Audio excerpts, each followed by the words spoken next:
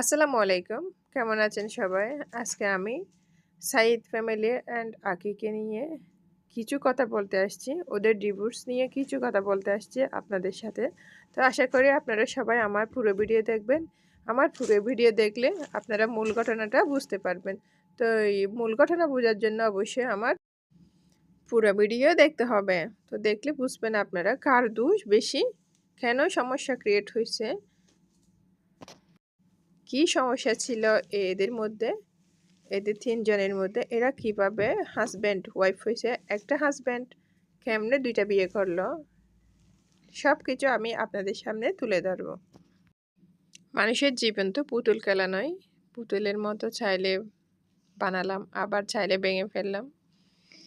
তো ২ বছর থেকে ওদের ভিডিও দেখতেছি কন্টিনিউ করে। তো আমিও ওদের একজন ভিউয়ার্স। তো এখন ওদের যখন প্রবলেম ক্রিয়েট হয়েছে সেটা না বলে পারলাম না। তো এটা অবশ্যই আমার মন খারাপ লাগতেছে, সেই জন্য আপনাদের সামনে তুলে ধরলাম। আজকে আমি রান্নার ভিডিও দেখাবো না আপনাদের সাথে আমি একটা টপিক নিয়ে কথা বলতে আসছি। তো এখানে হচ্ছে আপনারা কতগুলো পিকচার দেখতেছেন সৈয়দ ফ্যামিলি এবং টিয়া ব্লগের। আমি ওদেরকে নিয়ে কিছু কথা বলতে চাই আপনাদের সাথে। তো আসলে আমরা মন চাইলে বিয়ে করলাম কাউকে, আবার মন চাইলে কাউকে আবার ছেড়ে দিতে পারি না।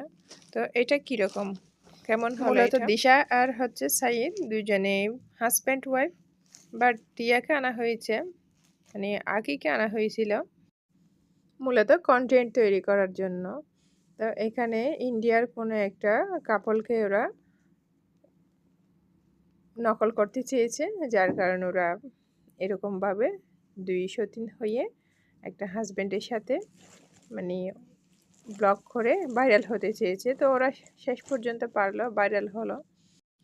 পৃথিবীতে একটা ওয়াইফ কখনো তার হাজব্যান্ডের ভাগ অন্য কাউকে দিতে চায় না।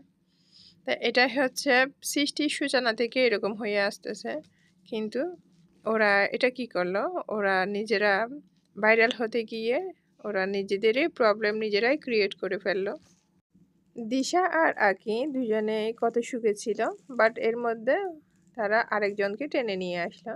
শেষ পর্যন্ত কি হলো, আমাদের সোশ্যাল মিডিয়াতে যতই সুখে আছে সেটা অভিনয় করুক না কেন, দেখানো হোক না কেন, তারপরেও দিন শেষে অশান্তি রয়ে যায়। তো এখন ২ জন যখন সতীন হয়েছে, এখন ওরা মুখে হোক আর বাস্তবে হোক, এটা হচ্ছে বড় কথা নয়। ওদের সংসার তো হয়ে গেছে। এখন সাইদ ২ জনকে বিয়ে করছে, ২ জনেরই বাচ্চা হয়েছে। তো এখন ২ জনকেই সুন্দরভাবে ঠিকমতো সব কিছু দিচ্ছে, চালাচ্ছে। ওকে, ইটস ফাইন। এখন মেইন কথা হচ্ছে তোমরা সুখে থাকো, বাট সুখে থাকার মধ্যেও কেন এরকম সমস্যা হবে? এখন কথা আসতেছে সাইদ নাকি ৫০ লাখ টাকার ঋণে জর্জরিত হয়ে গেছে। এখন দিশা পাগল হয়ে গেছে, আকিকে ডিভোর্স দিচ্ছে। কেন এটা? এটা কেন? আকিকে যেহেতু বিয়ে করা হয়েছে, তো আকিকে তো ডিভোর্স দেওয়ার কোনো মানে হয় না। কেন ডিভোর্স দিবে? আকি তো সংসার করার জন্য আসছে। একটা মেয়েকে চাইলে বিয়ে করবে, আবার একটা মেয়েকে চাইলে ডিভোর্স দিবে। এটা তো পুতুল খেলা না। চাইলাম আনলাম, চাইলাম আবার ফেলে দিলাম। এটা কেমন কথা? তো প্রত্যেক ফ্যামিলিতে সমস্যা থাকে কম বেশি, বাট সমস্যা যখন হয়েছে তাদের ২ টা চ্যানেল আছে, সাইদ ফ্যামিলি আর টিয়া। এই ২ টা চ্যানেল থেকেই দেখতেছি আকির পিকচার সরিয়ে নেওয়া হয়েছে। তো আমি ভিউয়ার্স আপনাদেরকে দেখাচ্ছি, ২ টা পিকচারই আপনাদের সাথে শেয়ার করতেছি একটু করে। এখানে দেখা যাচ্ছে আকির পিকচার উঠিয়ে নেওয়া হয়েছে। তো ২ টা চ্যানেলেই দেখতেছি আকি মিসিং। তো কেন করা হয়েছে? এটা তো ঠিক করা হয় নাই। এর মানে কি আপনারা বুঝতে পেরেছেন? এর মানে হচ্ছে আকিকে ওরা ওদের জীবন থেকে সরিয়ে দিতে চাচ্ছে। তার মানে আকিকেও সাইদ ডিভোর্স দিয়ে দিবে। এটাই হচ্ছে ফাইনাল। তো ভিউয়ার্স সবাই দোয়া করবেন আকি, সাইদ আর দিশার জন্য, যাতে ওরা সুখে শান্তিতে সুন্দরভাবে সংসারটা করতে পারে, ভালো থাকে। একটা সংসারে যখন এলোমেলো হয়ে যায় তখন ওদের বাচ্চাদের নিরাপত্তা অনিশ্চিত হয়ে যায়।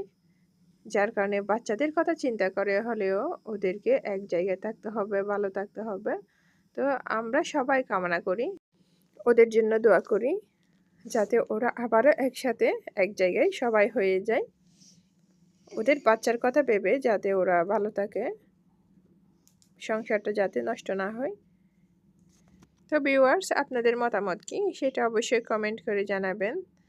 তো সবাই দোয়া করবেন সাইদ, তিশা এবং আকির জন্য, কারণ ওরা যদি এক জায়গায় না থাকে ওদের বাচ্চাদের অনেক প্রবলেম হয়ে যাবে। বাচ্চাগুলো এখনও ছোট, তো ওদেরও মানে বেশি বয়স হয় নাই, খুব ছোট বাচ্চা। ওদের টেক কেয়ার করার জন্য ওদের মা বাবা সবাইকে এক জায়গায় থাকতে হবে। তো বাবা মা যদি এক জায়গায় না থাকে একটা বাচ্চার সুন্দর ভবিষ্যৎ দিতে পারে না। তো ওদের ছোট বাচ্চাদের সুন্দর ভবিষ্যতের কথা চিন্তা করে হলেও ওদেরকে এক জায়গায় থাকতে হবে। তো আমি আশা করি ইনশাল্লাহ আল্লাহ চাইলে সব পারে।